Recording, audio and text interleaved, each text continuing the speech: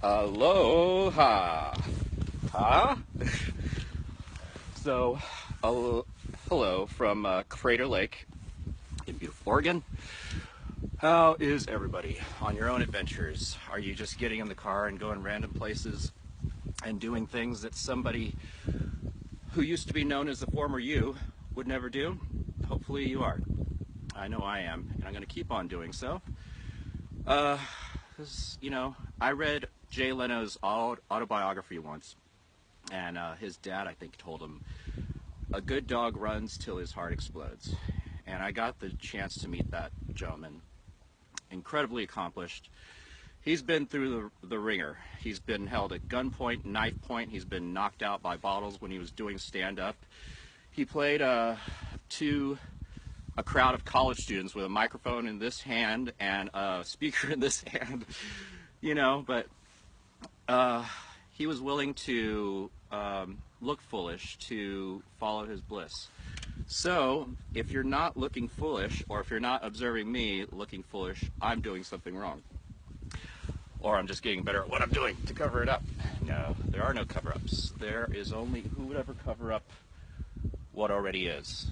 Just go with whatever you have, and the rest will take care of itself, always. So, I figured doing these kind of things was not normally my MO. I tried to make a living having a standard job, following all the rules, and then that really didn't work out for me, so I tried working for myself, and that got me closer.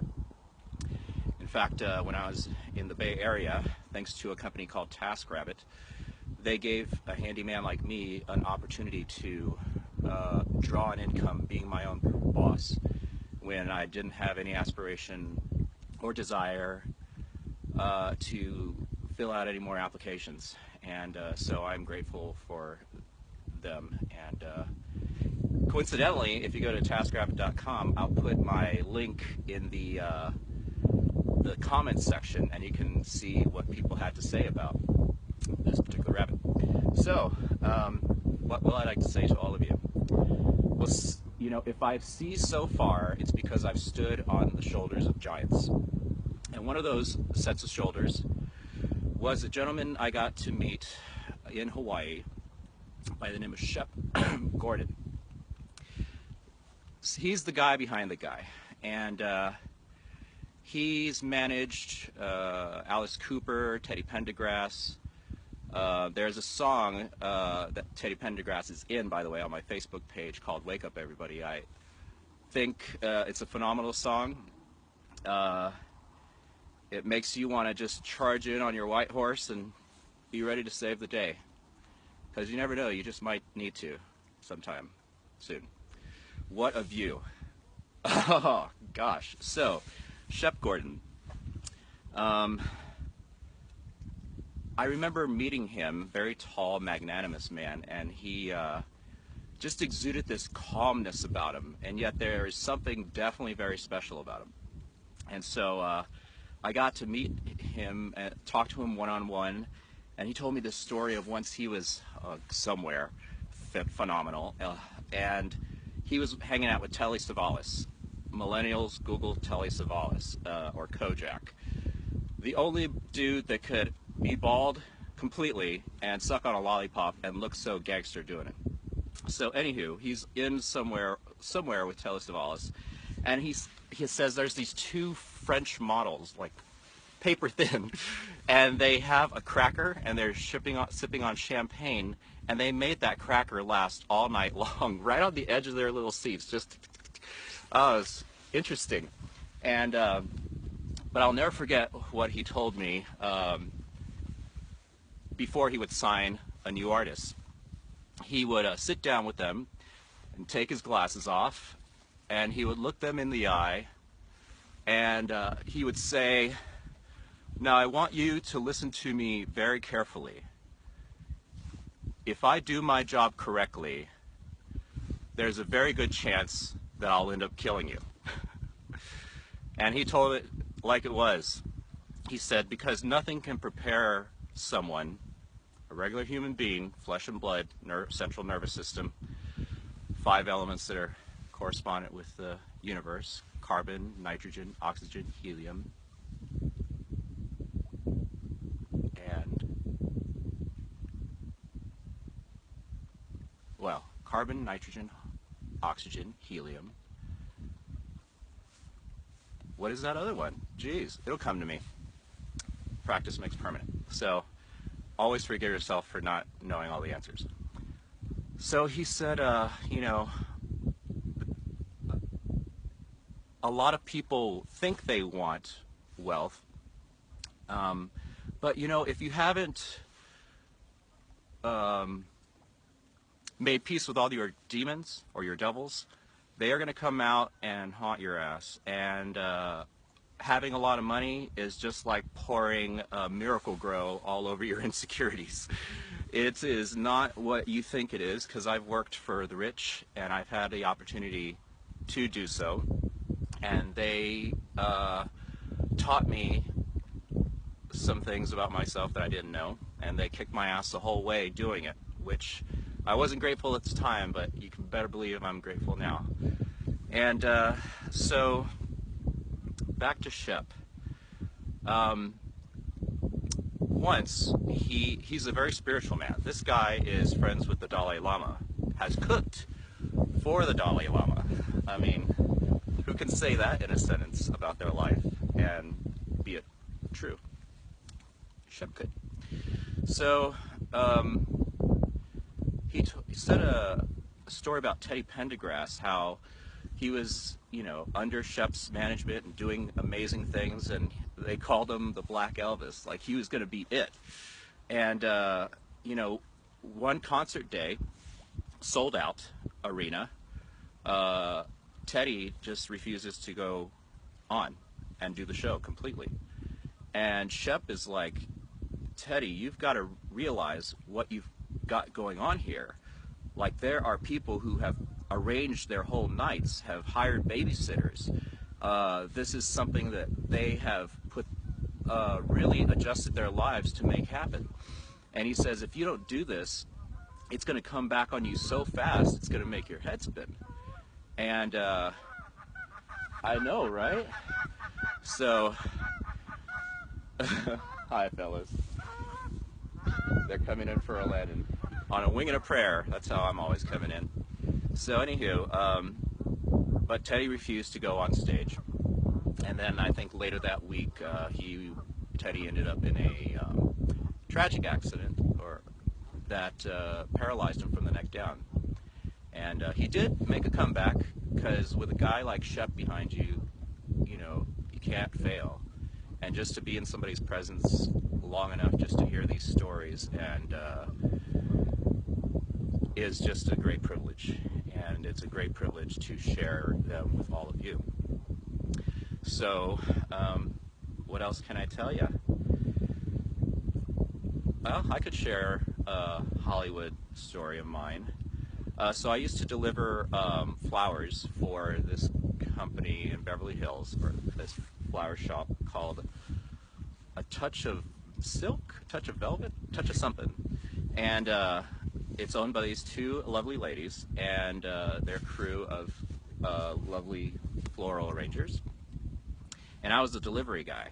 And so come a few days before Thanksgiving, there's Thanksgiving again, I'm told I got to deliver this this set of flowers to a young lady by the name of Mila Jovovich. So I'm like, yes, please. So I go to this house, and this is when she just had her baby. In fact, that's what the flowers were for.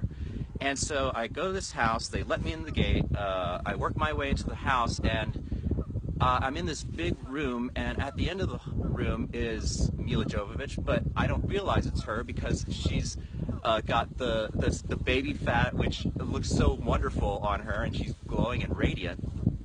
And it wasn't until she was right here that I saw that it was Mila Jovovich, and not because she's Mila Jovovich, but just because she was a woman who just brought new life into this world. It's like life saying, hey, I'm going to make you radiant for showing how grateful I am for the service you've done to humanity. And man, fast forward, I got to. By the way, she was very gracious. We just said hello, goodbye, thank you, all that, and then I was out.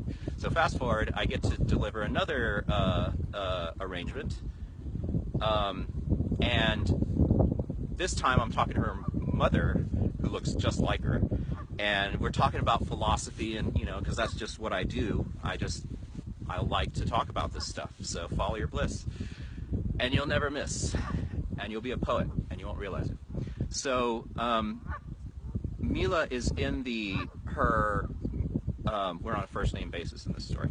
Is in her library, breastfeeding her baby, newborn baby, and she peers out a little bit and says, "What are you guys talking about?"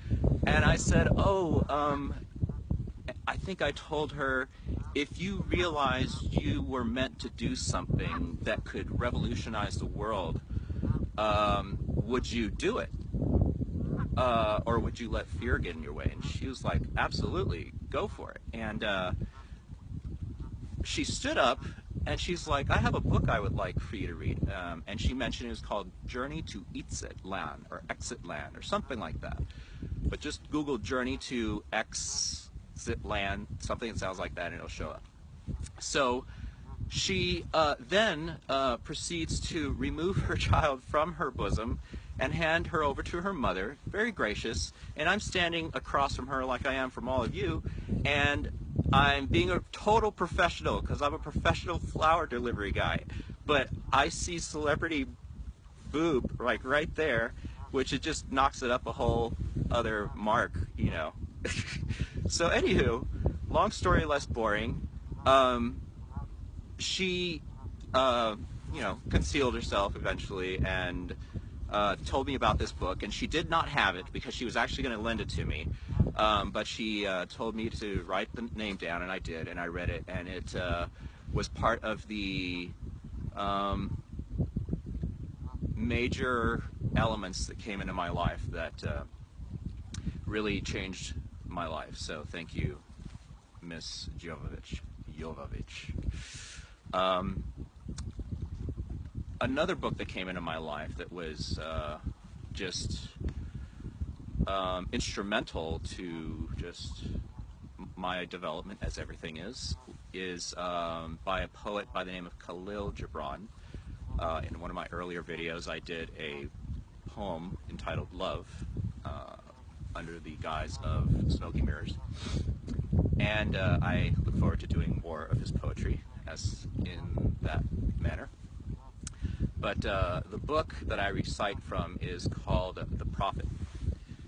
And it's just filled with beautiful poetry that really just takes your imagination on this magical mystery ride. And, I grew up watching PBS. That was just what my mom allowed. So I watched shows like Are You Being Served with Mrs. Bucket and, with Mrs. Slocum and her pussy. Keeping Up Appearances with Mrs. Bucket. It's PBS, so if they can say that word, it's educational or just proper and somehow. Just take your word for it. Or watch PBS. And so I grew up watching PBS, and then, there was Sesame Street, and those were my drugs as a child, because you watch Sesame Street and all of a sudden you could count like a vampire all the way up to 1, 2, 3 little kittens. Never hesitate to make an ass out of yourself, and don't allow the world to judge you too harshly for it. It's called having fun, and I'll happily do so in front of all of you if it'll help you guys really just go for it, and don't be afraid to look foolish, because with every fall we get up stronger. And so, did I finish my thought? I was talking about something. Anyway, I think that's time for me to bid y'all a fond adieu from beautiful Crater Lake. in Oregon, and I'm going to give you a shot of what I'm seeing. Wood. So let's see, how do I... Oh well, we'll just do it this way. Guerrilla style. So I have this on a long stick. So maybe we'll kind of do a panorama. So here we go, everyone. Hold on to your butts. What movie's that from? Speaking of movies, I highly recommend a movie. This is your homework assignment, kids. No need to do it if you don't want to. That's what life's all about. But take it from some guy who just does things like this and tells you to watch movies, that it's a great movie. Harold and Maude. Kind of a cult classic. Came out in, I think, 71, something like that. Phenomenal film. And Harold and Maude. With that, well, yeah, I'm from Texas. Why not? Aloha and Road Dog 00 out.